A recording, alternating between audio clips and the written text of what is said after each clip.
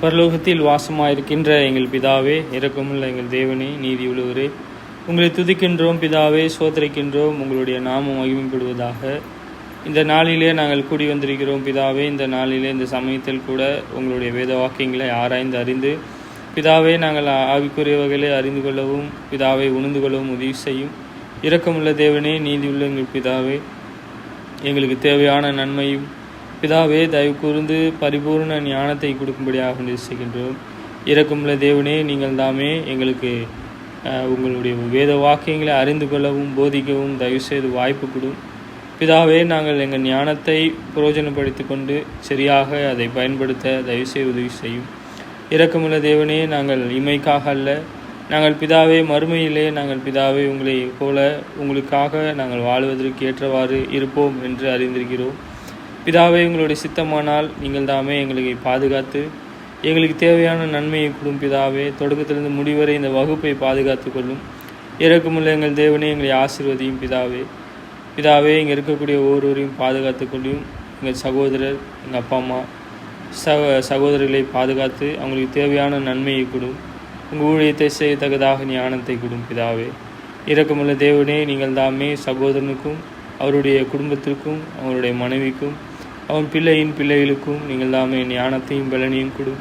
உங்களுடைய சித்தமானால் அவரை ஆசீர்வதித்து இன்னும் உங்கள் ஊழியத்தை கொடுக்கும்படியாக வேண்டிய செய்கின்றோம். கையின் பிரயாசத்தை ஆசீர்வதிக்கும்படியாக வேண்டிய செய்கின்றோம் பிதாவே. இதோ ஒவ்வொரு உண்மையுள்ள சகோதரர் சகோதரிகள் சிறு பிள்ளைகளையும் பிதாவே நீங்கள் தாமே அவங்களை பாதுகாத்து அவங்களுக்கு தேவையான நன்மையை தயவு செய்து கொடுக்கும்படியாக வேண்டிய செய்கின்றோம்.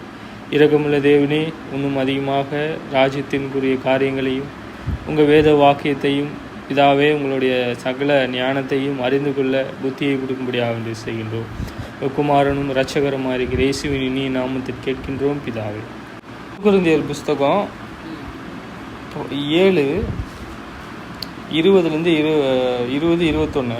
அவனவன் தன் அழைக்கப்பட்ட நிலைமையிலே நிலைத்திருக்க கடவான். அடிமையாய் நீ அழைக்கப்பட்டிருந்தால் கவலைப்படாதே. நீ சுயாதீனத்து கூடுமானால் அதை நலமென்று அனுசரித்துக்கொள். சரி, இங்கே பார்க்கும்போது சில காரியங்களை 1-19 பேசுகிறார். அது வேணாம். அவனவன் தன் அழைக்கப்பட்ட நிலைமையிலே, நான் அழைக்கப்பட்டிருக்கேன் ஒன்றுக்குள்ளா, உலகத்திலிருந்து ராஜ்யத்துக்குள்ளா, ராஜ்யமும் சபையும் ஒன்று, அழைக்கப்பட்டிருக்கேன். எதற்கு? பாத்திரம், தேவனுக்கு பிரயோஜனமாக இருக்கணும், தேவனுக்கு பிரயோஜனமாக இருக்கணும். எப்படி அழைக்கப்பட்டிருக்கேன்னு சொல்கிறாரு. சுயாதீனமாக அழைக்கப்பட்டிருந்தாலும் சரி, பிள்ளைக்கும் அடிமைக்கும் வித்தியாசமே கிடையாது. சரி, நான் அடிமையாக இருக்கிறேன், நீ அழைக்கப்பட்டிருந்தால் கவலைப்படாதே. ஏன் நீ அடிமையாக இருந்தால் கூட சரி, என்ன அந்த நிலைமையை குறித்து அவனவன் தன் அழைக்கப்பட்ட நிலைமையை நினைத்திருக்க கடவான். நான் எப்படி நினைக்கணும்? நான் எதற்காக அழைக்கப்பட்டிருக்கேன்? நீதியை செய்வதற்காக அழைக்கப்பட்டிருக்கேன். நான் நீதியை செய்யலை அப்படின்னா, நான் நீதியை செய்யவே இல்லை, நான் நீதியை செய்ய விட்டுட்டேன், ஸ்டாப் பண்ணிட்டேன் அப்படின்னா, ஒரு உதாரணம் நம்ம பார்க்கலாம். நீதிமொழிகள் 27:8 தன் கூட்டை விட்டு அலைகிற குருவி எப்படி இருக்கிறதோ, கூட்டை விட்டு திரிகிற அந்த கூட்டை எங்கே இருக்குன்னு சொல்லிட்டு மறந்து போயிடுச்சுன்னா அந்த குருவிக்கு, அந்த கூட்டு இங்கே ஒரு கூடு கட்டியிருக்கு, இந்த கூடு ஒரு இடத்துல இருக்குது, அந்த கூடு தான் அதுக்கு. எல்லா இடத்தையுமே அலையக்கூடாது இல்லையா? அந்த கூடு தான் கொடுத்துருக்காரு. அப்போ தேவன் கொடுத்துருக்காரு இல்லையா? தேவனுக்கு அது என்ன கொடுக்குறாரு? உணவு கொடுக்குறாரு, உடுப்பு கொடுக்குறாரு, எல்லாமே கொடுக்குறாரு. இருந்தாலும் மற்றவங்களுக்கு இருக்கிறத ஆசைப்படுறது அந்த இது. அதனால் என்ன செய்தான்? குருவி எப்படி இருக்கிறதோ அப்படியே தன் ஸ்தானத்தை விட்டு இந்த கூட்டில் இப்படி ஒரு உதாரணம். இது ஒரு கூடு, நீங்கள் அழைக்கப்பட்ட அழைப்புன்னு சொல்கிறாரு, அதை பாருங்கன்றாரு. அது அடிமையாக இருந்தாலும் சுயாதீனமாக இருந்தாலும் சரி, ஒன்றும் பிரச்சனை இல்லை, நீங்கள் இருக்கிற அந்த நிலைமையில் நில்லுங்கன்ற. இருக்கிற அந்த நிலைமையில் நம்ம நிற்க வேண்டியது இருக்குது இல்லையா? நம்ம அழைக்கப்பட்ட அந்த அழைப்பு இருக்குது, அதில் நிற்கணும். எதுக்கு? நமக்கு நம்பிக்கை வேணும், நமக்கு விசுவாசம் வேணும், அன்பு வேணும், இரக்கம் வேணும். தேவன் மேலே இருக்கக்கூடிய பயம் இருக்கணும். ஆமாம், சரி. அப்படியே தன் ஸ்தானத்தை விட்டு அலைகிற மனுஷனும் இருக்கிறான். அவனுக்கு ஒரு ஸ்தானம் இருக்குது, அவனுக்கு ஒரு இடம் இருக்குது. அவன் தேவனானவர் இப்படிப்பட்ட காரியங்களை பாத்திரமாக ஒரு ஒரு ஒரு இடத்துல பயன்படுத்துறதுன்னு வச்சுக்கோங்க. அந்த ஸ்தானத்தை மறந்து, நான் என்னை அழைக்கப்பட்ட அந்த நோக்கத்தை நான் மறந்து அதை நான் என்ன செய்கிறேன்? அநியாயம் செய்கிறேன், மற்றவங்களுக்கு தீமை செய்கிறேன், மற்றவங்களுக்கு இன்னலை கொடுக்குறேன், இடுக்கனை கொடுக்குறேன், என்னை எல்லாரும் பின்பற்றணும்னு சொல்லி சில கிரியை செய்கிறேன். அதெல்லாம் எப்படி இருக்குங்க சொல்லுங்கள்? என்ன சொல்கிறாரு? தன் ஸ்தானத்தை விட்டு அலைகிற மனுஷனும் அவனுக்கு என்ன பாத்திரமாக கொடுத்துருக்கிறாரோ அதை மறந்து விட்டான். சரி, சிலர் மக்கள் இருக்காங்க, அந்த மக்கள் லூக்கா 3:10-14 இருக்காங்க. இது சகோதரருக்குள்ளாக இருக்குது அப்படின்னு நான் சொல்லலை. ஆனால் இருக்குமானால் மாற்றிக்கணும். அப்பொழுது ஜனங்கள் அவனை நோக்கி அப்படியானால் நாங்கள் என்ன செய்ய வேண்டும் என்று கேட்டார்கள்.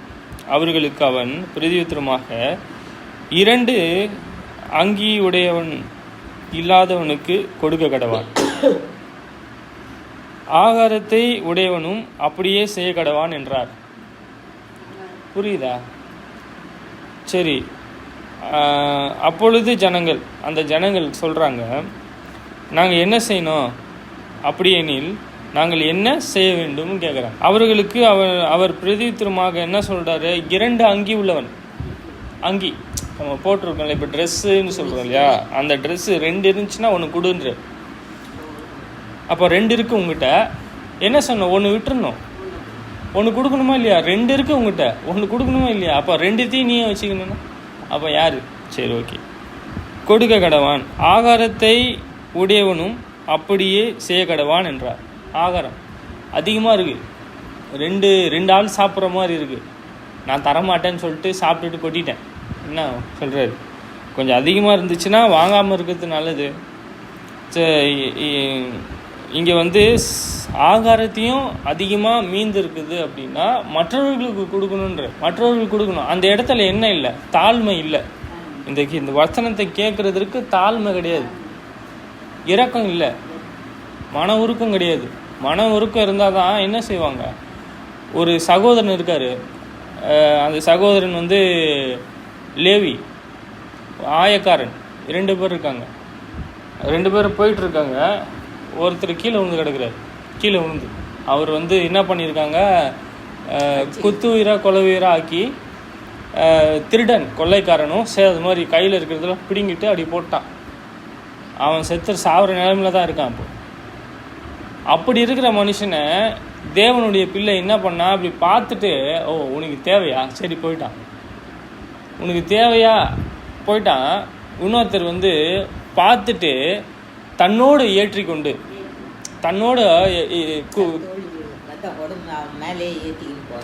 ஏற்றிக்கிட்டு என்ன செய்கிறான்? எடுத்துன்னு போயிட்டு சத்திரத்தில் காசு கொடுத்து வாங்கி அங்கே அவருக்கு என்ன செய்கிறான்? பணிவிடை செய்து அவருக்கு மருந்து கொடுக்குறான். எப்படிப்பட்ட இருதயம்! இப்போ யார் இவனுக்கு பிறன்னு கேட்கும்போது அவனுக்கு உதவி செய்தவனே. சரி, ஓகே. லூக்கா 3:12 ஒரு 16 வரையும் பார்ப்போமா? ஆயக்காரனும் ஞானஸ்தானம் பெறு அவனை நோக்கி, போதகரே, நாங்கள் என்ன செய்ய வேண்டும் என்று கேட்டார்கள். அதற்கு அவன், உங்களுக்கு கட்டளையிட்டு இருக்கிறதற்கு அதிகமாய் ஒன்றையும் வாங்காதீர்கள் என்றார். போர்சேவகரும் அவனை நோக்கி, நாங்கள் என்ன செய்ய வேண்டும் என்று கேட்டார்கள். அதற்கு அவன், நீங்கள் ஒருவருக்கு இடுக்கண் செய்யாமலும் பொய்யாய் குற்றம் சாட்டாமலும் உங்கள் சம்பளம் போதுமென்று இருங்கள் என்றார். இங்கே ஆயக்காரன் இருக்கான், டாக்ஸ். ஆயக்காரனா பாவி கிடையாது, அவங்க தேவனை அறியல தான், உண்மைதான். இருந்தாலும் பாவிங்க தான், ஒன்றும் சொல்லல. ஆனால் அவங்களுடைய ஆயக்காரன் அந்த வார்த்தைக்கான பொருள் என்ன அப்படின்னா டாக்ஸ் கலெக்டர். டாக்ஸ் வரி வாங்குறாங்கல்ல, வரி வாங்குற மனுஷன். அப்படிப்பட்ட மனுஷன் என்ன செய்கிறான் அப்படின்னா, அதிகமாக ஒன்றும் வாங்காதீர்கள். ஆமாம், உங்ககிட்ட சொல்ல, அது வேறு எதுவும் இல்லை, அதிகமாக வாங்காதீங்க. போர்ச்சேவகர் வராங்க, அங்கே அவங்களுக்கு நோக்கி சொல்கிறாரு, நாங்கள் என்ன செய்ய வேண்டும் என்று கேட்குறான். இங்கே ஞானஸ்தானம் கொடுத்துட்ருக்காங்க உங்களுக்கு. அவன், நீங்கள் ஒருவருக்கும் இடுக்கண் செய்யாதிருங்கள். போர் சேவர்களுக்கு, அந்த சோல்ஜர்ஸ் இருக்காங்கள்ல, மிலிட்ரி ஆர்மிஸ்லாம் இருக்காங்க, அவங்களுக்கு இடுக்கண். யாருக்கும் இடுக்கண், பொல்லாங்கு செய்யக்கூடாது இல்லையா? அவங்கள்ட்ட அதிகாரம் இருக்குன்னு சொல்லிட்டு என்ன செய்யக்கூடாதா? பொல்லாங்கு செய்யக்கூடாது. பொல்லாங்கு செய்யாதுருங்க, வேறு எதுவும் இல்லைன்ற. நான் உங்களை எதுவுமே சொல்லலை. என்ன சொல்கிறாரு? பொல்லாங்கு செய்யாதீங்க. யாருக்கும் அதிகாரம் இருக்குது. அவங்க நினச்சா என்ன செய்யலாம்? அவங்களுக்கு பிடிச்சி ஜெயிலில் போடலாம், அரெஸ்ட் பண்ணலாம், அடிக்கலாம், கொல்லலாம் விட்டா. ஆனால் தேவன் அப்படிலாம் விடுறது இல்லை. யார்? இயேசு சொல்கிறாரு அவங்க மேலே மனதுருகி, இடுக்கன் செய்யாதுருங்க. யோவானை குறித்து இவன்தான் கிறிஸ்துவா என்று ஜனங்கள் எல்லோரும் என்னை எண்ணம் கொண்டு தங்கள் இருதயங்களில் யோசனையாக இருந்தார்கள். யோவான் எல்லோருக்கும் பிரதிவித்திரமாக, நான் ஜலத்தினாலே உங்களுக்கு ஞானஸ்தானம் கொடுக்கிறேன், என்னிலும் வல்லவர் ஒருவர் வருகிறார், அவருடைய பாதரட்சிகளில் வாரை அவிழ்க்கிறதற்கும் நான் பாத்திரவான் அல்ல. அவர் பரிசுத்த ஆவியினாலும் அக்னியினாலும் உங்களுக்கு ஞானஸ்தானம் கொடுப்பார். ஏன் ஞானஸ்தானம்? மரணம், அடக்கம், உயிர் தெழுதலில் நம்ம மறிக்கிறோம். எதுக்கு? அது மூலமாக தேவனுடைய ராஜ்யத்தை பிரவேசிக்கிறோம். ஒருவனை மறுபடியும் பிரவேசிக்கணும், பிறக்கணுன்றார். மறுபடியும் பிறக்கணும். அதுதான் சொல்கிறார், இதுக்கு மேலே என்னால் முதிர் வயதாயிடுச்சு, இதுக்கு மேலே என்னால் என்ன செய்ய முடியும்? தாயின் கர்ப்பத்தில் போக முடியாது, இவ்வளோ தான் இருக்கும் வயிறு. இவ்வளோ பெரிய மனுஷன் எப்படி போக முடியும்? கேட்குறது கேள்விதான். சரி, இருந்தாலும் எப்படி பிறக்கணும் நம்ம பார்த்துட்டே இருக்கோம். அதை இந்த வழி மூலமாக நாம் மறுபடியும் பிறக்க வேண்டும். ஆமாம், மனம் இருதயம், ஆமாம், தேவனுக்காக திரும்ப வேண்டும். நம்ம இது சொல்கிறாரு, மனம் திரும்ப. அவர் யோவான் ஸ்நானகனை குறித்து பேசுகிறாரு. அவர் மனம் திரும்புதலுக்கு ஏற்ற ஞானஸ்தானம் கொடுத்தார். அவரது நேற்று பார்த்தோம்ல, அவர் ஏசாயா புஸ்தகத்தில் சொன்ன தீர்க்கதரிசி இவர் தான். எலிசாவின் ஆவியுடையவர் சொல்கிறார். அவர் பிரதியுத்தரமாக, நான் ஜலத்தினாலே உங்களுக்கு ஞானஸ்தானம் கொடுக்கிறேன், தண்ணி நான் கொடுக்குறேன். எனக்கு என்னிலும் பெரியவர், என்னிலும் வல்லவர் ஒரு வரர், அவர் பாதரட்சை இருக்குல்ல, அது வாரை அவுக்கிறதுக்கு கூட நான் பாத்திரம் அல்ல. பாத்திரம் கிடையாது, தகுதி கிடையாது எனக்கு அவுக்கிறதுக்கு. படிங்க, நல்லா படிங்க. அத அவருடைய பாதரட்சைகளின் வாரை அவிழ்ப்பதற்கும் நான் பாத்திரம் அல்ல. சரி, இப்போ அவருடைய பாதரட்சையை நான் அவிழ்க்கிறதுக்கும் நான் பாத்திரம் அல்ல. எவ்வளோ பெரிய தாழ்மை! தேவனுடைய மனுஷன் தாழ்மை தான். சரி, அவங்க ஏன் இப்படி இருக்காங்க அப்படின்னா,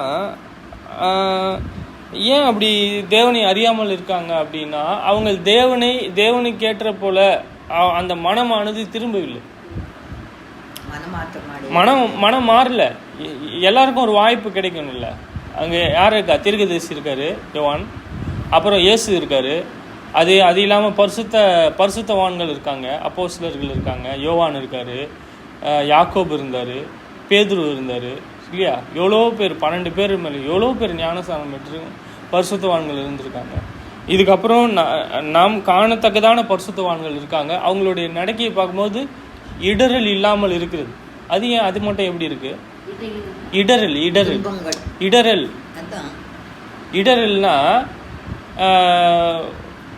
இடரல்னா இப்போ ஒரு காரியங்கள் இருக்கு அப்படின்னா, நம்ம செய்யாதபடிக்கு யாரையதோ வேற ஒரு எடுத்துட்டு வந்து வைக்கிற மாதிரி, இது செய்யக்கூடாது, எனக்கு அது பிடிக்காம இருக்கிறதுனால ஏதோ ஒரு காரியம் நடக்கும்போது அது ஒரு அந்த காரியத்தினால நான் மனமடிவு, நான் செய்யாதபடிக்கு இடரல்.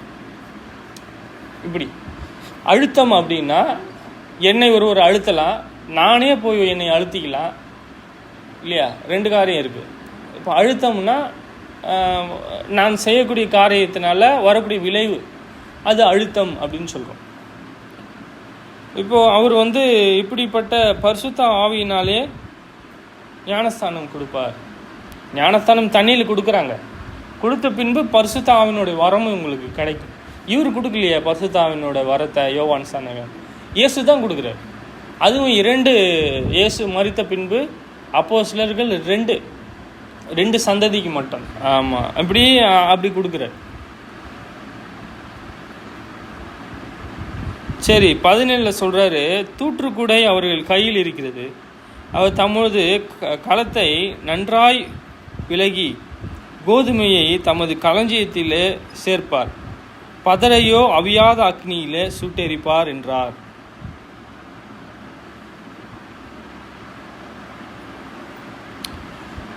தூற்றுக்கூடை என்ன தெரியுமா உங்களுக்கு? சின்ன இது என்ன, சின்னதுன்னா நம்ம முறம் வச்சிருக்கோம் இல்லையா, முறம், அது ஒரு நெல் பெரிய பெரிய இதுல எல்லாம் மில்லுல எல்லாம் தூற்றுக்கூடைன்னு ஒன்று இருக்கு. ஏன்னா அதிகமா போட்டு அதுல குலுக்குவாங்க. போட்டுட்டு குலுக்கும் போது என்ன ஆகும், அந்த தூசி எல்லாம் பறக்குதுல, பதர், அது பேர் தான் பதர்ன்னு சொல்றாரு. தூற்றுக்கூடை அவர் கையில் இருக்கிறது. ஏன் இது அவர் கையில் எப்படி இருக்காருன்னா, நம்ம கிட்ட இருக்கக்கூடிய அந்த கழிம்புகளை அது என்ன செய்யறாரு, அந்த பதரை, அந்த கழிம்பு தான் பதறுன்ற, அதை என்ன செய்யறாரா, அந்த தூற்றுக்கூடை மூலமாக அகற்றி போடுற. அந்த களஞ்சியத்தில் அப்படி நல்ல கோதுமை, அந்த நல்ல ஒரு குணாதிசயம் உள்ள தேவனை மகிமைப்படுத்தக்கூடிய அந்த நபர்களை தேவன் என்ன செய்யறாரு, இயேசுவானவர் களஞ்சியத்தில் சேர்க்கிறார். அப்படிதானே இருக்கு. 17 வாசிங்க போகும். தூத்துக்குடி அவர் கையில் இருக்கிறது, அவர் தமது களத்தை நன்றாய் விளக்கி கோதுமையை தமது களஞ்சியங்களில் சேர்ப்பார், பதரையோ அவர் அவியாத அக்னியினால் சுட்டெரிப்பார் என்றான். ஓகேவா? இது யார் சொல்றா? யோவான் சாணகன் சொல்றார் இயேசுவை குறித்து இல்லையா? இப்போ என்ன சொல்றாருன்னா, தூற்றுக்கூடை அவர் கையில் இருக்கிறது. அந்த பதர் பொல்லாங்கு செய்யக்கூடிய மனுஷன். அப்போ அந்த பொல்லாத அந்த மனுஷனுடைய நிலைமையானது என்னவா இருக்கும், முடிவு அக்னியில போடுறாருன்னு. சரி, அவரிடத்துல நாம் என்னவா இருக்கணும், எப்படி இருக்கணும்? ஏன் தேவனானவர் இவ்வளோ அதிகமான ஒரு கணத்தை இயேசுக்கு கொடுத்தார்? ஒண்ணுமே இல்லை, எதுவுமே கொடுக்கல அவருக்கு. அவர் கீழ்ப்படிந்த நிமித்தமாக, அது கூட இல்லை, அவர் கடைசி வரையும் மரண பரியந்தும் கீழ்ப்படிந்த நிமித்தமாக. சரி, இங்கே துன்மார்க்கன் இப்போ பாவம் செய்கிறான் இல்லையா, தேவனுடைய சத்தியத்தை நிமித்தமாக சிலருக்கு இன்னலையும் இடுக்கணையும் கொடுக்குறான் இல்லையா. அப்போ நீதி உள்ளவர்களை குறித்து பேசலை. இப்போது சிலர் அவங்களே செய்ய மாட்டாங்க, ஆனால் அவங்க சாத்தானுடைய சிறையிருப்பில் இருக்கிறாங்க. அவங்க தப்பு கிடையாது, அது தேவன் அவங்களுக்கு ஒப்பு கொடுத்துட்டேன். அவங்க என்ன செய்யணும் அப்படின்னா, அவங்க தேவனை மகிமைப்படுத்தணும். இவங்களுடைய நிலைமை கடைசியில் பார்க்கும்போது அவங்கள என்ன செய்கிறாரு, அவங்கள பயன்படுத்தவே முடியாதுன்ற போது அவங்கள போடுறாரு, அக்னியில் போடுறாரு. இதுதான் நம்ம பார்க்குறோம். இங்கே பார்த்தீங்கன்னா நம்மளுடைய சங்கீத புஸ்தகம் 1:4 ஒரு விவரம் இருக்கு. துன்மார்க்கரோ அப்படியானால் காற்றை பறக்கடிக்கும் பதரை போல் இருக்கிறார்கள். இப்போ அவருடைய நிலைமை நீதி இல்லாதவர்களை, நீதி செய்யாதவர்கள், பரிசுத்தம் இல்லாதவர்களுடைய நிலைமை பார்த்தீங்கன்னா துன்மார்க்கர்னு தான் சொல்றாரு, துன்மார்க்கன்னு சொல்றாரு. அப்படியானால் காற்று இருக்குல்ல, காற்று பறக்கடிக்கும்ல, பறக்கடிக்கும். பார்த்துட்டு இருக்கீங்களா? அதெல்லாம் பறக்கடிக்கக்கூடிய அந்த நிலைமைக்கு ஒப்பா சொல்றாரு. அப்படி இருக்கா நான் துன்மார்க்கன், பறந்து போயிடுவான், எங்கேயோ பறந்து போயிடுவோம். துன்மார்க்கன்னா பாவத்தை செய்கிறவன், தேவனுடைய பிரமாணத்தை செய்கிறவங்க நீதி உள்ள மனுஷன். துன்மார்க்கம்னா என்ன, ஒரு விபச்சாரம் செய்கிறவன் யாருன்னு சொல்றது? சரி, ஏதோ ஒரு மனைவிக்கு, ஒருத்தனுக்கு ஒரு பொண்ணு அப்படின்னு, அவனுக்கு கல்யாணம் ஆயிடுச்சு, விவாகம் ஆயிடுச்சு, அவனுக்கு கொடுத்துருக்கு. அப்போது அவன் எல்லார் மேலேயும் விருப்பப்படுறான் அப்படின்னா அவன் யார்? துன்மார்க்கன். அவன் தான் துன்மார்க்கன், பாவத்தை செய்ய நினைக்கிறான் இல்லையா. அப்போ இங்கே பார்த்திங்கன்னா ஒரு காரியம் நடக்குது, அந்த காரியம் நமக்கு விரோதமாக செய்கிறாங்க, அது நீதியே கிடையாது, ஆனால் எனக்கு விரோதமாக செய்துக்கிறாங்க அப்படின்னா அது என்ன? துன்மார்க்கம். அது தவறான விஷயம் சொல்கிறேன். அப்படிப்பட்ட மனுஷங்க காற்றை பறக்கடிக்கிறதை போல் இருக்கிறாங்க. பதறானது காற்றில் பறக்குது இல்லை, பதறானது காற்றில் பறக்குது இல்லை, அப்படி இருக்கிறான். சரி, ஏன் இப்படி இருக்கிறாங்க தெரியுமா? அவங்க ஏன் இப்படி இருக்கிறாங்க? இப்போது தேவனுடைய மனுஷன் யோவான் வந்தார், அவனுக்கு எவ்வளவாய் பாடுகளை கொடுத்து அவர் தேவனுடைய வார்த்தையை ஏற்றுக்கொள்ளாமல் அவர் மனம் திரும்புவதற்கு கனியை கொடுக்காமல் அவருக்கு என்ன செஞ்சாங்க? கொடுக்காம அவர் கொலையை செஞ்சுட்டாங்க. இயேசு வந்தார், நீதியை செய்தார், அன்பு செய்தார், அன்பை கொடுத்தாரு, பரிசுத்தத்தை காமிச்சார், பிதாவுக்கு பிரியமானதை செய்தார். அவருக்கு என்ன செஞ்சாங்க? அவரை அறியவில்லை. ஆமாம்.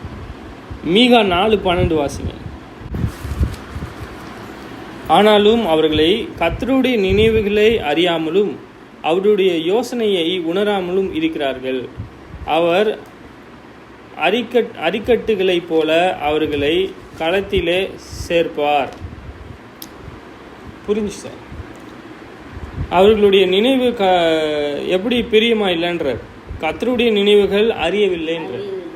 கர்த்தருக்கு ஒரு நினைவு இருக்குது, தேவனுக்கு ஒரு நினைவு இருக்குது.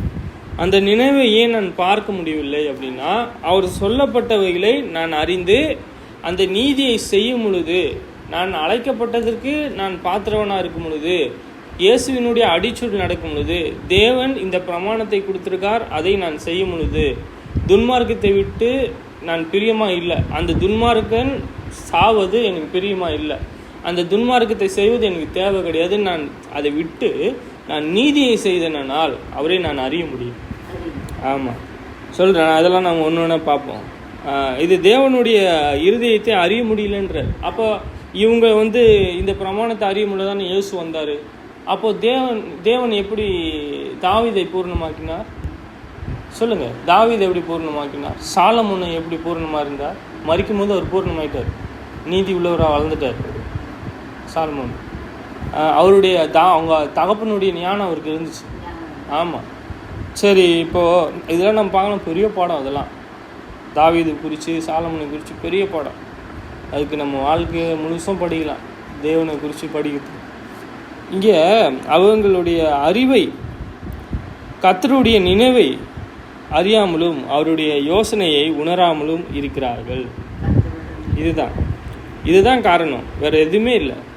கர்த்தருடைய வழியை அறியாமல் இருக்கிறாங்க, அவருடைய நினைவை உணராமல் இருக்கிறாங்க. இதுதான் விஷயம். எஸ்ஐ 55:8 சொல்கிறாரு, என் நினைவுகள் உங்கள் நினைவுகள் அல்ல.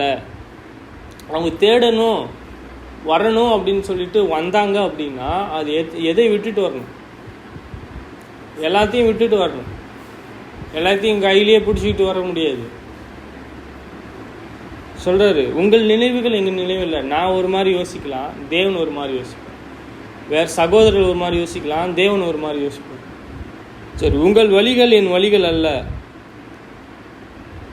அல்லவென்று கர்த்தர் சொல்லுகிறார். நாம் சொல்கிறோம் ஒன்று, நம்ம ஒன்று டிசைட் பண்ணுவோம், யோசிச்சு வைப்போம். ஆனால் சொல்கிறாரு, உங்கள் வழி என் வழி இல்லை, உங்கள் நினைவு என் நினைவு இல்லை.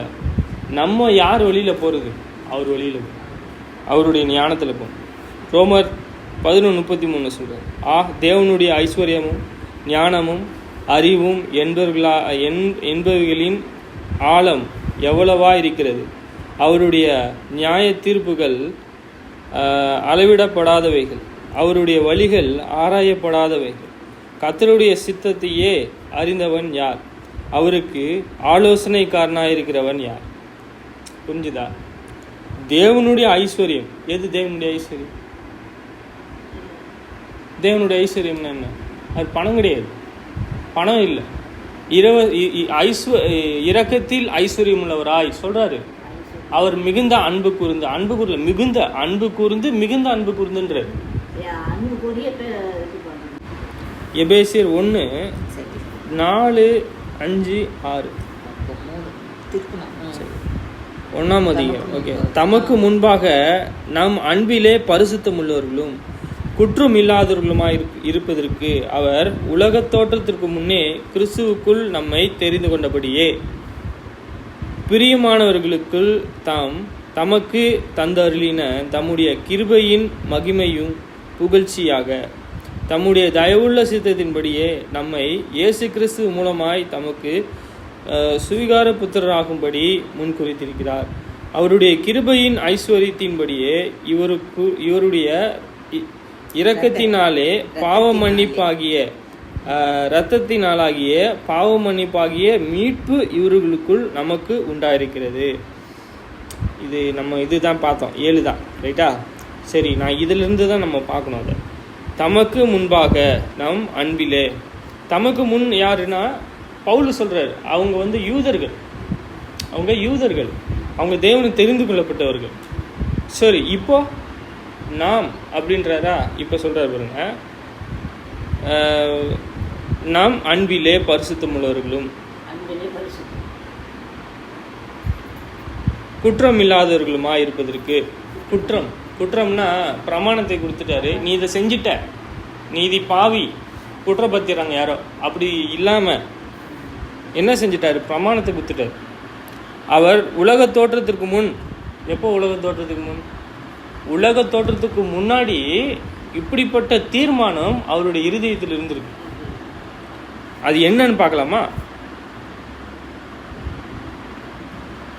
சரி, ஆவிக்குரிய சகல ஐஸ்வர்யத்தினாலும் நம்மை ஆசீர்வதித்திருக்கிறார்.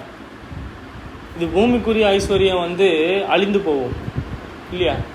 ஒரு ட்ரெஸ் இருந்துச்சுன்னா பழசாயிடும், ஒரு 100 ட்ரெஸ் வாங்கினா பழசாயிடும், ஒரு பொருள் இருந்துச்சுன்னா ஏதோ ஆகிடும். ஆனால் ஆவிக்குரிய ஐஸ்வர்யம் அன்பு, இரக்கம். நான் ஆவிக்குரியவைகளை அங்கே சேர்க்குறேன். இப்போ அது குறித்து என்ன? அதெல்லாம் விலையேறப்பெற்ற ஐஸ்வர்யன்றார். தமக்கு முன்பாக நாம் அன்பிலே பரிசுத்தமுள்ளவர்களும். பரிசுத்தம்னா தேவனுக்கு பிரித்தெடுக்கப்படுவர்களா? பிரமாணத்தின்படி நாம் பரிசுத்தமுள்ளவர்களா? ரைட்டா? குற்றம் இல்லாதவர்களுமா இருப்பதற்கு. குற்றம் பிரமாணத்தை கொடுத்து அந்த பிரமாணத்தில் நான் பரிசுத்தமாவதற்கு இராமல் நான் ஒரு தவறு செய்து நான் குற்றப்படுகிறேன் அந்த பிரமாணத்தின்படி. சரியா? அவர் உலக தோற்றத்துக்கு முன்னே கிறிஸ்துவுக்குள் நம்மை தெரிந்து கொண்டபடியே. நீங்கள் இன்னாரு, இப்போ அந்த மனம் திரும்புதலை கொடுக்கறது யாரு? தேவன் தான் கொடுக்குறார், உண்மைதான் அது. பரலோகத்தில் தேவன் ஒருவரை தெரிந்து கொள்ளாவிட்டால் என்னிடத்தில் வரான்னு சொல்லிட்டேன். சரி, இங்கே ஆதி முதற்கொண்டு ஒவ்வொரு மனுஷனை கொண்டு இப்படி இருப்பான் அப்படின்னு தீர்மானிக்கல. இவர் இன்னார் என்று, இவர் இன்னார் அப்படின்னு சொல்லிட்டு அவர் தீர்மானிச்சிருக்கார். பிரியமானவர்கள் தாம் நமக்கு தந்தறின தம்முடைய கிருபையின் மகிமைக்கு புகழ்ச்சியாக.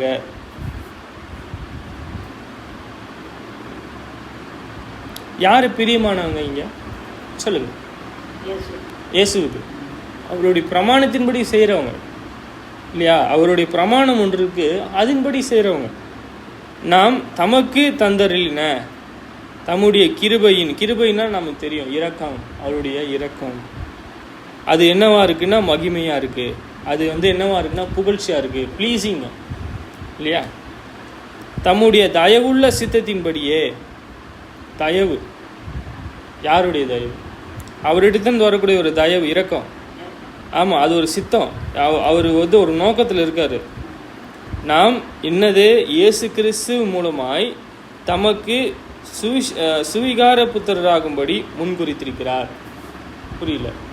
அவருடைய குமாரன் இருக்கார்ல, அந்த சாயலாக அவருடைய குமாரனுக்கு உடன் சுதந்திரராக, அவருடைய குமாரனை போல நாமும் சுதந்திரராகத்தக்கதாக முன்குறித்திருக்கிறார். யாரையும் அற்பமாக நம்ம எண்ணிடக்கூடாது இல்லையா?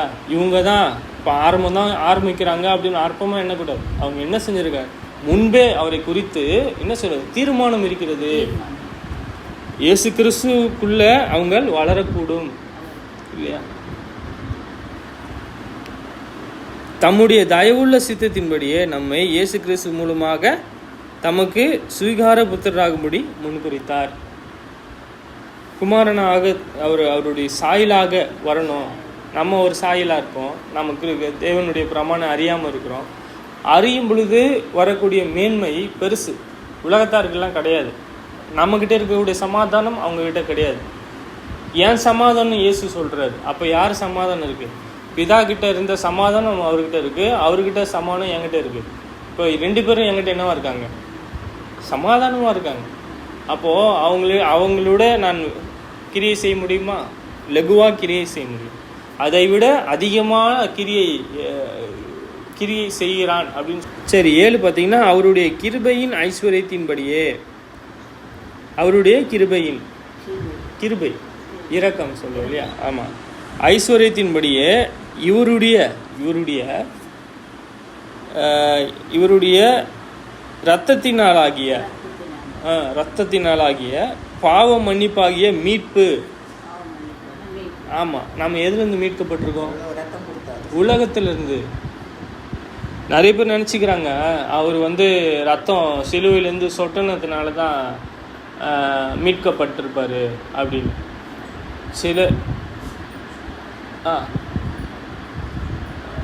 அவர் சிலுவையிலேருந்து அந்த ரத்தம் சொட்டுச்சுல்ல, அதனால தான் நம்ம மீட்கப்பட்டோம். அவர் கீழ்ப்படிந்து அந்த ரத்தத்தை எங்கே கொண்டு போகிறாரு? தேவனுக்கு பிரியமான கொண்டு போகிறார். ஆவிக்குரியவைகள் பூமிக்குரியவைகள் ரத்தத்தை எடுத்துகிட்டு போக முடியாது. ஏன்னா அது மாம்சமோ ரத்தமோ அங்கே பிரவேசிக்காது. நம்ம நல்லா விளங்கிக்கணும் என்னதுன்னா, இவருடைய இரத்தத்தினாலாகிய, இவருடைய ரத்தம் எப்படி நாம் பார்க்குறோம்?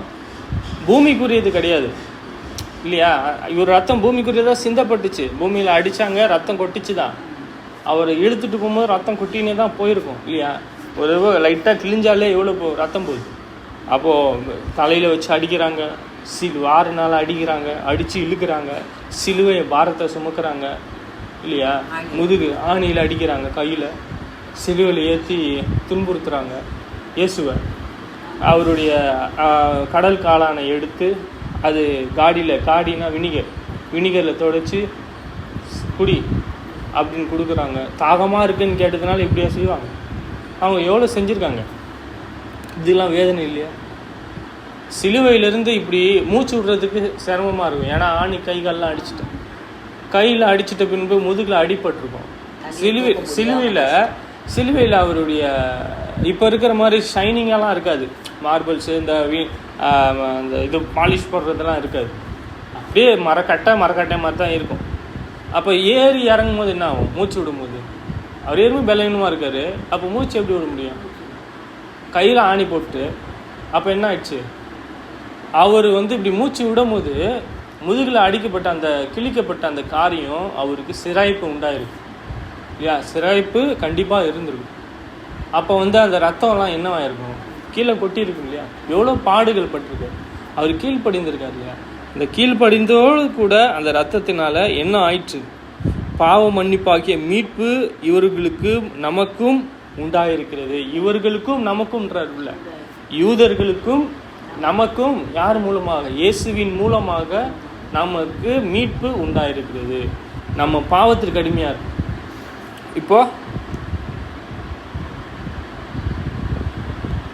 இப்போ யாருக்கு அடிமையாக இருக்கும்? இப்போ இங்கே 2 பேர் இருக்காங்க, ஒன்று யூதர்கள், ஒன்று புறஜாதிகள். இங்கே 2 பேருக்குமே ஒன்று சேராதபடிக்கே இந்த தேசத்தாரும் சரி இந்த தேசத்தாரும் சரி ஒன்று சேராதபடிக்கு ஒரு நடு செவுறு இருந்துச்சு. அதை தவிர்த்து அதை உடைத்தவர் தான் இயேசு. உடைத்தவர். 3ஆம் அதிகாரம் 4ஆம் அதிகாரம் படிச்சுன்னா இன்ட்ரெஸ்டிங்காக இருக்கும். இதுக்காக தேவன் ஆதி முதற்கொண்டு தீர்மானம் பண்ணி திட்டம் பண்ணி ஒவ்வொரு இன்சிடெண்ட்டையும் நிறைவேற்றி இயேசு சிலுவையில் இருந்தார்ல, அப்போது தீர்க்க தரிசனம் ஒன்று சொல்லப்பட்டு தாகமாக இருப்பார். நான் தாகமாக இருக்கிறேன். கடைசியில் கூட அந்த நிலைமையில் கூட அவர் சொன்னார், நான் தாகமாக இருக்கிறேன் அப்படின்னு. அப்போ என்ன சார், தண்ணி கொடுக்கணும்ல. காடியில் கொடுத்து கடல் காளானை பிடுங்கி அதை எடுத்து கொடுக்குறாங்க, சிலுவையில் குத்துறாங்க. ஏலி ஏலி லாமா சபஸ்தானி, முடிந்தாயிற்று அப்படின்னு சொல்லி அவர் போயிட்டார், செத்துட்டார். அப்போது என்ன ஆயிடுச்சு? இதெல்லாம் இவர் ஒவ்வொரு காரியங்களையும் நிறைவேற்றத்தக்கத தேவனுடைய பிரமாணத்தை ஃபுல்லாத்தையும் நிறைவேற்றணும்னு ஆசைப்படுற மனுஷங்களை நம்ம பாவின்னு சொல்லுவோமா? எல்லா பிரமாணத்தையும் நிறைவேற்றணும். அப்போ இயேசு யார்? அப்போ இவர் நிறைவேற்றினார். இவர் யார்? தேவகுமாரன், நீதிபரர், இரக்கமுள்ளவர் இல்லையா? அப்போ அவர் யார்? பரிசுத்தவான். அவரிடத்தில் பாவம் இல்லை. சரி, அவர்கிட்ட என்னென்ன இருந்தது நம்ம பார்ப்போம். நம்ம பார்த்தோம்னா இங்கே ரோமர் 11:33 எதுக்காக நம்ம போனோம்னா, அந்த ஐஸ்வர்யம் என்ன, அவருடைய இரக்கம் நம்ம பார்த்துட்டோம். ஞானம், அறிவு என்பவர்களின் ஆழம் டீப்பு. அவருக்குள்ளாக இருக்கக்கூடிய ஞானம், அறிவு என்பவர்களான ஆழம், டீப். அந்த ஆழம்னா தெரியும், ஒரு கிணறு எவ்வளோ ஆழமாக இருக்குது. அது எப்படி பார்க்குறோம் நம்ம? இது எப்படி இறங்கணும், இது எப்படி பார்க்கணும், இது எப்படி அறிந்து கொள்ளணும்னு நம்ம பார்க்குறோம். கிணத்துக்குள்ளே இறங்கணும்னா இது எவ்வளோ பெரிய கயிறு வேணும், இதுக்கு எவ்வளோ நீளம் வேணும், யார் இறங்க முடியும் நம்ம பார்க்குறோம்ல. பார்க்குறோமா? ஞானம் அறிவு, ஆமாம், என்பவைகளான ஆழம். ஆழம்னா டீப் தான். ஆழம்னா நமக்கு தெரியும், சாதாரண வார்த்தை தான். ஒரு ஒரு இந்த இப்படிப்பட்ட ஞானத்தை பார்க்கணுன்னா அதற்கு எப்படிப்பட்ட பார்வை வேணும். சரி, இங்கே அறிவு என்பவைகளின் ஆழம், நம்ம ஐஸ்வர்யம் ஞானம் நம்ம பார்த்துட்டோம். அறிவு என்பவைகளின் ஆழம் எவ்வளவா இருக்கிறது? எவ்வளோ இருக்கு அவருக்குள்ள? அவருடைய நியாய தீர்ப்புகள் அளவிடப்படாதவைகள். இது யாரால் நியாயம் தீர்க்கப்படும் அப்படின்னா பண்ண முடியாது. இப்படிப்பட்ட காரியங்களை பண்ண முடியாது. அதுக்கு தான் சொல்கிறாரு ரோம 1 கொரிந்தியர் புஸ்தகத்தில், நீங்கள் புறஜாதியோடு அவங்க இருக்கிறாங்க, அவங்களுக்கு முன்பே நீங்கள் என்ன செய்கிறீங்க, சண்டை போட்டுக்கிறீங்கன்ற. அப்போ நீங்கள் யாரும் இல்லை, நீங்கள் பரிசுத்தவான், நீங்கள் சீர்பொருந்தியவர்கள் கிடையாது. அப்போ உங்களுக்குள்ளாக ஒரு தாழ்ந்தவர். ஆமாம், ஆனால் அவர் எப்படி இருக்கார்?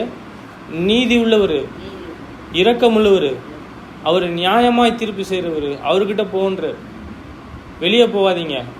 உங்களுக்குள்ளே என்ன செய்யணும்? ரொம்ப தாழ்மையான மனுஷன், ஆனால் நீதி உள்ள மனுஷன்கிட்ட போ. அவருடைய வாயிலிருந்து என்ன வரும்?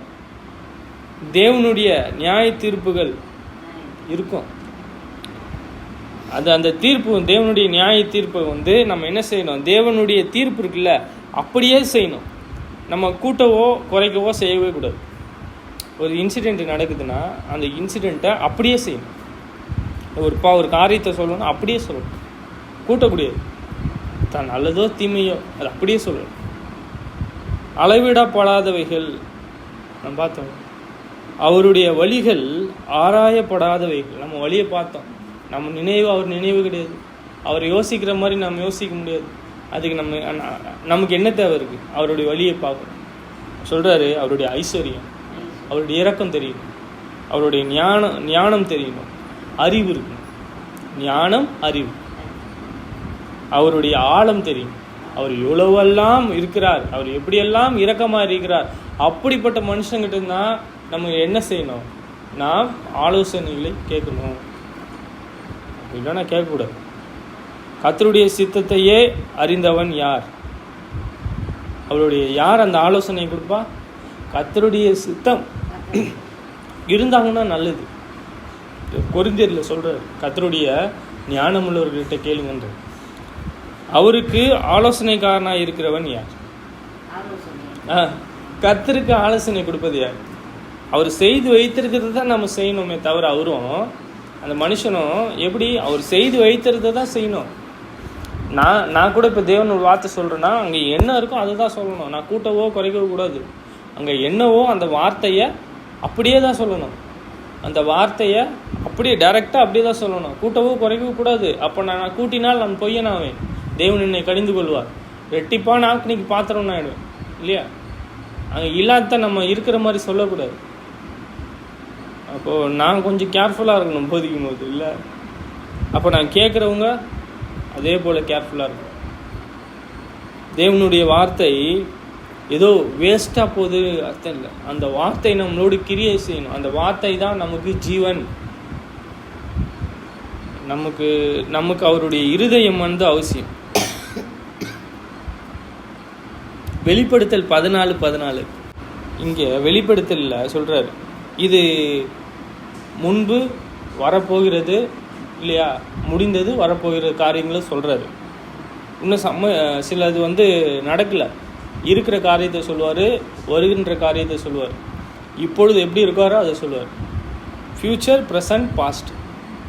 பின்பு நான் பார்த்தபோது, யார்? யோவான். இதோ வெண்மையான மேகத்தையும், வெண்மையான மேகத்தை, மேகம் தெரியும் உங்களுக்கு? மேகம் எப்படி இருக்கும்? வெண்மையாக இருக்குமா அந்த மேகம்? ஆமாம். அந்த மேகத்தின் மேல் மனுஷகுமாரனை ஒப்பானவராய், தமது சிரசின் மேல் பொற்கிரீடம், கிரீடம் அவருக்கு இருக்குது. அவர் வந்து வெண்மையான மேகத்து மேலே உக்காந்துட்டு இருக்கார். அவர் பாருங்கள், மேகத்து மேலே உட்கார முடியுமா? கீழே விழுந்துட மாட்டான். அவர் மேலே மேகத்து மேலே உட்காந்துருக்கார். தமது கையை கருக்குள்ள அறிவாளை உடைய ஒருவர் உட்கார்ந்து இருக்கிறதையும் கண்டேன். அருவாள், கருக்குள்ள அருவாள், ஷார்ப்பான அருவாள் உடையவரா ஒருத்தர் உட்காந்துட்டு இருக்கார். அப்போ அங்கே என்ன காட்டுது? அவருடைய வல்லமையை காமிக்குது. இயேசு எப்படி இருக்காரு? அவர் மனுஷகுமார் யாருன்னு தெரியும், இயேசு தான். அந்த இயேசுவானவர் தான் இந்த பூமியில் வந்தார். அவருக்கு தான் வானத்துக்கும் பூமிக்கும் அதிகாரம் கொடுத்தார். அவர் தான் ஆண்டவர் இல்லையா? அவர் தான் நாங்கள் உக்காந்துட்டு இருக்காரு. வெண்மையான அங்கி அணிந்து மேகத்தில் உக்காந்துட்டு இருக்காரு. சரி, இப்போ நம்ம எதுக்கு பார்க்குறோம்? அடுத்து வாசிங்க. அப்பொழுது வேறொரு தூதன் தேவாலயத்திலிருந்து புறப்பட்டு மேகத்தின் மேல் உட்கார்ந்து இருக்கிறவரை நோக்கி, பூமியின் பயிர் முதிர்ந்தது, அறுக்கிறதுக்கு காலம் வந்தது, ஆகையால் உம்முடைய அறிவாளை நீட்டி அறுத்து விடும் என்று மிகுந்த சத்தமிட்டு சொன்னான். அவர் அதற்கு சொல்றான், தூதன். அப்ப தேவனுடைய சித்தத்தை அறிந்து கொண்ட ஒரு தூதன் அவர். தேவனுடைய சித்தத்தை, தேவனுடைய நோக்கத்தை அறிந்து கொண்ட ஒரு தூதன். இங்க மனுஷகுமாரனுக்கு ஒப்பானவர்கிட்ட சொல்றாரு, பூமியின் பயிர் முதிர்ந்தது. அந்த பயிர் யாரு? இங்க இருக்கக்கூடியவர்கள் தான், இங்க அவராலே அழைக்கப்பட்டவர்கள் தான். சரி, அவர்கள் என்ன செய்யறாரு? அறுக்கிறதற்கு காலம் வந்தது. அறுக்கிறதுக்குன்னா இப்போ ஒரு வேலை இருக்குன்னு வச்சுக்கலாம். நம்ம வந்து நம்ம இறுதியும் ஒரு நிலம்னு வச்சுக்கோம். தேவனுடைய வார்த்தையை விதையை போடுறோம், அது வருது. அப்போ அந்த மனுஷன் யாரு? ஒரு நல்லா வந்துடுச்சு அப்படின்னா, நல்ல கனி கொடுக்குற மனுஷன், நல்லா பயிர் நல்லா வந்துடுச்சு. அந்த மனுஷங்கிட்ட என்ன இல்லை? இடரில் இல்லை. இப்போ நீதி உள்ள மனுஷனா இருக்கிறான். அவரை அறுத்தா என்ன செய்வாங்க? அறுத்து களஞ்சியத்தில் சேர்த்துருவாங்க, தேவனுடைய ராஜ்யத்துக்கு போயிடுவான். அந்த அந்த அந்த மாதிரி அந்த மனுஷனை வந்து என்ன ஆயிற்று? அறுக்கிறதுக்கு.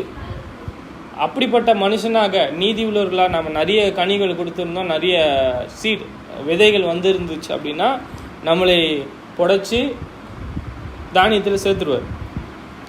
அறுக்கிறதுக்கு காலம் வந்தது, ஆகையால் உம்முடைய அருவாளை நீட்டி அறுத்துவிடும் என்று மிகுந்த சத்தமிட்டு சொன்னான். அப்போ எல்லாவற்றுக்கும் ஒரு காலம் இருக்கு.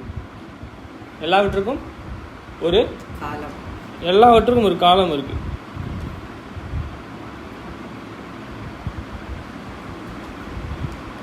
சரி, இது நடக்க போகிற காரியம், நடக்க போகிற காரியம். இயேசுவானவருடைய வருகை இருக்கு. நீதி உள்ளவர்கள் அவருடைய வருகையை கண்டு என்ன செய்வாங்க? ஓடி ஒளிஞ்சிக்க மாட்டாங்க. துன்மார்க்கன் வந்து என்ன செய்வான்? இந்த மலையை பார்த்து என் மேல் விழுணுவான் இல்லையா? நீதி இல்லாத ஒரு பால் கொடுக்கும்போது ஓடி ஒளிஞ்சு கொள்வாங்க. உங்களுக்கு ஐயோன்றார். இப்போ ஓடவும் முடியாது, ஒன்றும் பண்ண முடியாது. அப்போ என்ன ஆகும்? நீதி உள்ளவர்களாக இல்லை என்றால், பிரமாணத்தின்படி செய்யலைன்னா, நான் அநியாயம் அக்கிரமத்தையும் செய்கிறேன்னா, நான் தேவனுடைய சிச்சையை நான் எதிர்பார்த்து கொண்டிருக்கணும். நான் நீதி உள்ள மனுஷன் இருந்தால் தேவனுடைய சிச்சையை எதிர்பார்த்து கொண்டிருக்கணும். அப்போது நான் வந்து எனக்கு என்னை சிச்சிங்க, தேவனே என்னை தண்டிங்க, உங்களுடைய கோலும் என் தடியையும் என்னை தேற்றும் சொன்ன மனுஷன் யாரு? தேவனுக்கு இருதயத்துக்கு பிரியமான மனுஷன். இயேசு சொல்றாருல்ல, அவர் எப்பொழுதுமே அவருக்கு பிரியமானதை செய்கிறார். அவர்கிட்ட பாவம் இல்லை, இடரில் இல்லை, நீதி தான் செஞ்சிருக்காரு. சரி, எல்லாவற்றும் இது நடக்க போகிற ஒரு காலத்தில் நடக்கும். சரி, அப்பொழுது மேகத்தில் உட்கார்ந்து இருந்த அந்த வந்து அப்பொழுது மேகத்தின் மேல் உட்கார்ந்தார், தமது அறிவாளை பூமியின் மேல் நீட்டினார், பூமியின் விளைவு அறுப்புண்டது. பின்பு வேறொரு தூதனும் கருக்குள்ள அறிவாளை பிடித்து கொண்டு பரலோகத்தில் உள்ள தேவாலயத்திலிருந்து புறப்பட்டு வந்தான். அங்கே தேவாலயம் இருக்குல்ல, தேவனுடைய ராஜ்யம் இருக்குல்ல, தேவனுடைய ஆலயம் இருக்குல்ல, நடக்க போகுது. இதெல்லாம் எப்போ நாளைக்கே நடக்குமான்னு தெரியாது. இயேசு கிறிஸ்துவனுடைய வருகையில் நடக்க போகுது இல்லையா? இப்போ நம்ம எப்படி பார்க்குறோம்? மனுஷகுமாரனுடைய சாயலுக்கு ஒப்பானவராக மேகத்தில் உக்காஞ்சிட்டு அருவாளை வைத்து பூமியில் முடிஞ்சிடுச்சு இல்லையா? அந்த தானியத்தை நம்ம என்ன செய்யணும்? அறுக்கலாம். அதுக்கு நேரம் வந்துடுச்சு. தேவனுடைய ஞானம் உள்ளவர் ஒரு தூதன் சொல்கிறார். தேவனுடைய சிந்தை அந்த அவருடைய காரியங்களை அறிந்த மனுஷன் தானே மனுஷன், தூதன் சொல்கிறார். சரி, அவர் என்ன ஆயிடுச்சு? இப்படி சொன்ன பின்பு அந்த நேரம் அந்த காலம் வந்தது. அப்பொழுது என்ன ஆச்சு? நீட்டினார் பூமியில். நீட்டி பூமியின் விளைவு அறுப்புண்டது, அது அறுத்துட்டாருன்ற. பின்பு வேறொரு தூதனும் கருக்குள்ள அறிவாலை பிடித்து கொண்டு பரலோகத்தில் உள்ள தேவாலயத்திலிருந்து புறப்பட்டான். அங்கிருந்து வந்தான், வேற ஒரு தூதன் வந்தான். தூதன் வந்து அருவாளை வைத்து அறுக்க புறப்பட்டான்னு சொல்றார். சரி, இங்கே நம்ம பார்த்துக்கொண்டே இருக்கும்பொழுது போயிட்டே தான் இருக்கும் இல்லையா? நம்ம என்ன செய்யணும்னா, யோவான் 7:3 நினைக்கிறேன், அது இல்லை 17 சரி 7:17 இயேசு அவர்களுக்கு பிரதியுத்தரமாக, என் உபதேசம் என்னுடையதாயிராமல் என்னை அனுப்பினவருடையதாக இருக்கிறது. அவருடைய சித்தத்தின்படி செய்ய மனதுள்ளவனோ அவன் இந்த உபதேசம் தேவனால் உண்டாயிருக்கிறதோ நான் சுயமாய் பேசுகிறனோ என்று அறிந்து கொள்வான். அவருடைய யோசனையும் அவருடைய நீதியையும் அவர் செய்தார். எங்கேருந்து இந்த உபதேசம்லாம் கிடச்சிது? இயேசு அவர் படிக்கல, அவர் பூமியில் வந்துட்டார், தேவனுடைய சித்தத்தை தான் செஞ்சுருக்காரு இல்லையா? இப்போது இங்கே தான் மனுஷங்களுக்கு தான் படிப்பு தேவைப்படுது. இப்போ தேவனுடைய சித்தத்தை செய்யக்கூடிய மனுஷனுக்கு படிப்பே தேவை கிடையாது. என்ன அவருக்கு வேணும்? அவருடைய சித்தம், அவருடைய வழி தான் தேவை. சரி, அவருடைய சித்தத்தின்படி செய்ய மனதுள்ளவன் வேணும். அது எப்படி நான் கற்றுக்கிறது? எனக்கு மனம் இருக்கணும். அவருடைய சித்தம், அதை நான் அறிந்து கொள்ள எனக்கு மனம் இருக்கணும். எனக்கு மனம் இருந்தால் செய்ய, சித்தத்தின்படி செய்ய மனதுள்ளவன் எவனோ அவன் இந்த உபதேசம் தேவனால் உண்டாயிருக்கிறதோ நான் சுயமாய் பேசிக்கணும் என்று அறிந்திருக்கிறான். அவனே தெரிஞ்சுக்கிறான். சரி, ஏன் இயேசுவானவரை அநேகர் ஏற்றுக்கொள்ளல தெரியுமா? ஏன்? யோவான் 8:43 என் வசனத்தை நீங்கள் ஏன் அறியாதிருக்கிறீர்கள்? ஏன் அறிஞ்சு கொள்ள முடியல? அவர் சித்தத்தை ஏன் அறிய முடியல? தேவனுடைய ஞானத்தை ஏன் அறிய முடியல? என் உபதேசத்தை கேட்க மனதில்லாது இருக்கிறதுனால அல்லவா? மனசே இல்லை. சரி, இப்போ இயேசுவை விசுவாசித்த யூதர்கிட்ட சொன்னார் பாருங்க. இயேசு தம்மை விசுவாசித்த யூதர்களை நோக்கி, நீங்கள் என் உபதேசத்தில் நிலைத்திருந்தால் மெய்யாகவே என் சீஷர்களாக இருப்பீர்கள். இயேசுவை பின்பற்றக்கூடியவர்களாக இருப்பீங்கன்ற. ஆமாம், சத்தியத்தையும் அறிவீர்கள், சத்தியம் உங்களை விடுதலையாகும். எதுலேருந்து விடுதலை ஆகணும்? நாங்கள் ஒரு காலமாக அடிமையாக இல்லையே, நான் ஏன் விடுதலை ஆகணும்? சத்தியத்தை அறிஞ்சிருக்கிறேன், ஞானத்தை அறிஞ்சிருக்கிறேன், சகலத்தையும் நான் போதிக்கிறேன்னு, ஆனால் நான் அடிமையாக இருக்கிறேன். அவருடைய சித்தம் நான் செய்யவில்லை என்றால் இந்த உபதேசத்தும் புரிஞ்சிக்க முடியாது, நான் அடிமையாக இருக்கேன். சரி, தேவன் எப்படிப்பட்டவர் தெரியுமா? சங்கீதம் 25:8-9 கர்த்தர் நல்லவரும் உத்தமனுமாய் இருக்கிறார், ஆகையால் பாவிகளுக்கு வழியை தெரிவிக்கிறார். சிறுமைப்பட்டவர்களை நியாயத்திலே நடத்தி சிறுமைப்பட்டவர்களுக்கு தமது வழியை போதிக்கிறார். சிறுமைனா ஒரு காரியத்தை அவங்களால செய்யவே முடியாது, அவங்களை ஒடுக்கக்கூடியவர்களாக இருப்பாங்க. அதை ஏதோ ஒன்று செய்யணும்னு நினச்சாலும் ஒடுக்குவாங்க. அவங்க பாவிக சொல்கிறாரு.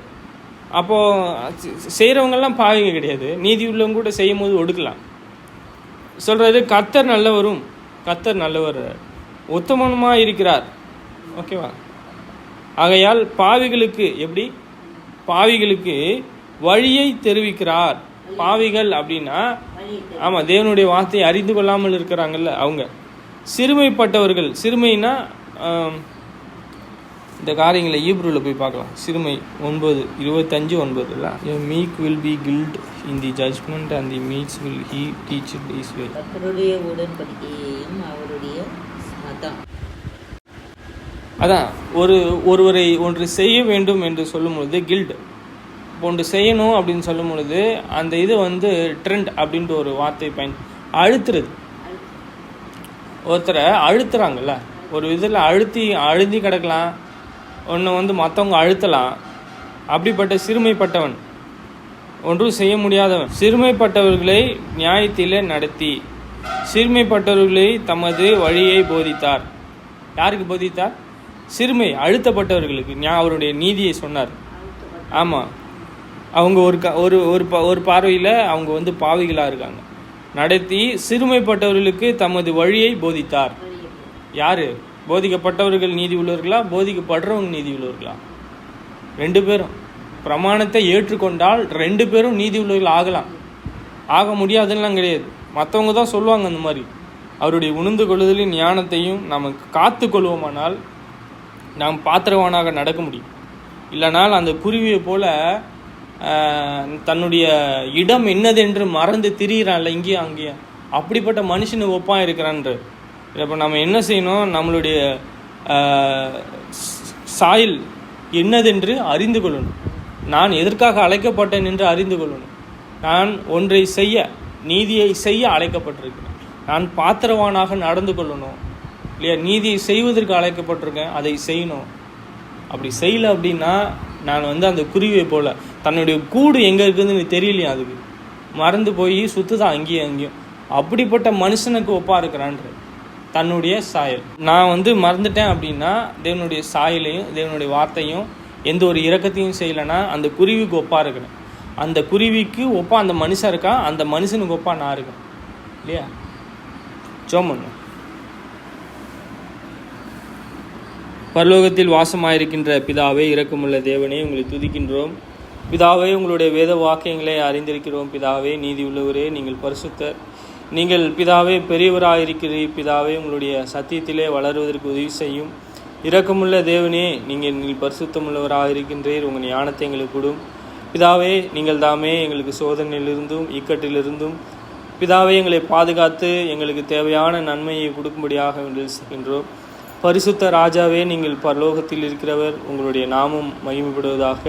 உங்கள் ஞானத்தை நாங்கள் அறிந்து கொள்வதற்கு ஞானம், அறிவு, புத்தி பிதாவே தயவு கூர்ந்து நாங்கள் தேட, உங்கள் குமாரனுடைய அடிச்சூடில் நடக்க, அவருடைய சித்தம் என்னதென்று நாங்கள் அறிந்து பகிர்ந்து பார்க்க உதவி செய்யும்.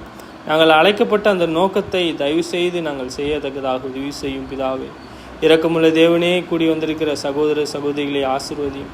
இரக்கமுள்ள தேவனே, நீங்கள் பாதுகாத்து கொள்ளும். இரக்கமுள்ள எங்கள் பிதாவே, இன்னும் எங்களுக்கு தேவையான நன்மையை கொடுக்கும்படியாக வேண்டி செய்கின்றோம். பிதாவே, நீதி உள்ள எங்கள் தேவனும் இரக்கமுள்ள எங்கள் பிதாவுமாக இருக்கின்றீர். பரிசுத்தமுள்ள எங்கள் தேவனே, இரக்கத்தை பிதாவே அநேகர் சகோதர சகோதரிக்கு தேவைப்படக்கூடியதாக இருக்கிறது. உங்களுடைய தயவு அவங்களோடு இருந்து தயவு கூர்ந்து மன இரக்கத்தோடு தயவு கூர்ந்து அவங்களுக்கு தேவையான நன்மையை கொடுக்கும்படியாக வேண்டி செய்கின்றோம். பிதாவே, இதோ எங்களுக்கு பூமிக்குரிய தேவையை தயவு செய்து கொடுக்கும்படியாக வேண்டி செய்கின்றோம்.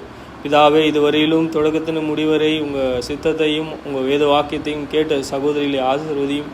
உங்களுடைய சித்தமானால் உங்கள் நோக்கத்தை எல்லாம் அறிந்து கொள்ள உதவி செய்யும். பிதாவே, இரக்கமுள்ள எங்கள் தேவனே, நீங்கள் பரிசுத்தர். இன்னும் அதிகமாக உங்கள் வேத வாக்கியத்தை நாங்கள் ஆராய்ந்து நிதானிக்க உதவி செய்யும். பிதாவே, நீங்கள் பரிசுத்தர். அதிக ஞானம் உள்ளவர்களாக வளர உதவி செய்யும். இங்கே இருக்கக்கூடிய ஒவ்வொரு சகோதர சகோதரிகளை பாதுகாத்து கொள்ளும். எங்கள் அப்பா அம்மா சகோதரர்களை பாதுகாத்து அவங்களை வழிநடத்தும். அவங்களுக்கு தேவையான நன்மையும் ஊழியத்தையும் செய்ய உதவி செய்யும். கையின் கிரையை ஆசீர்வதியும். சுகபலனோடு வாழ்வதற்கு உதவி செய்யும். பிதாவே, நீதி உள்ள எங்கள் தேவனே, இதோ ஜெபமானது வேண்டும் என்று கேட்டுக்கொண்ட சகோதரர்களுக்காக வேண்டி செய்கின்றோம். சகோதரன் ஒவ்வொருவருக்காகவும் நீங்கள் தாமே அவர்களுக்கு சுகபலனை கொடுக்கும்படியாக வேண்டி செய்கின்றோம். சகோதரர் கேப்ரியல் ஆசிர் அவருக்கும் பிதாவே அவருடைய சுகபலனை நீங்கள் கொடுத்து சுகவீனத்தை எடுத்து போட்டு அவருக்கு பரிபூர்ண சுகபலனோடு உங்களை சேவிக்க உதவி செய்யும். இரக்கமுள்ள தேவனே, உங்கள் ஊழியத்தை செய்வதற்கு அவருக்கு உதவி செய்யும். இதோ பிதாவே, நீங்கள் தாமே இன்னும் அவருக்கு ஆயுசு நாளை கூட்டி கொடுத்து உங்களுடைய தயவு உங்களுடைய இரக்கத்தினை வாழ உதவி செய்யும். பிதாவே, அவங்க பிள்ளைகளையும் பாதுகாத்து தயவு கூர்ந்து அவங்களை ஆசீர்வதியும். இரக்கமுள்ள தேவனே, நீங்கள் தாமே இன்னும் ஜபத்தை வேண்டும் என்று கேட்ட பரிசுத்தவான்களுக்கு ஒவ்வொருக்கும் வேலை செய்கின்றோம். பிதாவே, தயவு கூர்ந்து அவங்களுக்கு தேவையான சுகபலனை கொடும், ஆயுசு நாளை கொடும். பிதாவே, அவங்க ஊழியத்தை செய்ய ராஜ்யமானது இன்னும் அதிகமாக உங்கள் ராஜ்யத்தில் சேர்க்கப்பட உதவி செய்யும் பிதாவே. இரக்கமுள்ள பிதாவே, நீங்கள் தாமே சகோதரன் டியர் ஜான்சன் அவருக்கும் அவருடைய பிள்ளைகளுக்கும் அவருடைய மனைவிக்காகவும் என்று செய்கின்றோம். தயவு கூர்ந்து உங்களுடைய சித்தம் செய்வதற்கும் அநேக சீஷர்களை உருவாக்கவும் ஞானத்தையும் சுகபலனையும் ஆயுஷ்னாலையும் கூடும். உங்களுடைய தயவு உங்களுடைய இரக்கமானால் எங்களை பாதுகாத்து கொள்ளும். உங்களுடைய சித்தமானால் இன்னும் உங்கள் ஊழியத்தை செய்வதற்கு எங்களை ஆசீர்வதியும். பிதாவாகிய தேவனே, நீங்கள் நீதி உள்ளவராக இருக்கின்றீர். அந்த நீதிகளையும் அந்த வழிகளையும் கற்றுக்கொள்ள உங்கள் குமாரனை அனுப்பியிருக்கிறீர். அந்த பரிசுத்தமுள்ள எங்கள் ராஜாவை நாங்கள் ஏற்றுக்கொண்டு பிதாவே, நாங்கள் உங்கள் குமாரனை நாங்கள் அங்கீகரிக்கத்தக்கதாக உதவி செய்யும் பிதாவே. இன்னும் நாங்கள் மறந்தவைகளை தயவு கூர்ந்து எங்களுக்கு நீங்கள் கொடுக்கும்படியாக வேண்டி செய்கின்றோம். எங்களுக்கு ஞானத்தை கொடுக்கும்படியாக வேண்டி செய்கின்றோம். நாங்கள் பிரிந்து போனாலும் உங்கள் மிகப்பெரிய இரக்கமானது எங்களோடு இருந்து நாங்கள் கற்றுக்கொள்ள உதவி செய்யும் பிதாவே. இந்த விண்ணப்பத்தை இயேசுவின் நாமத்தினால் கேட்கின்றோம் பிதாவே.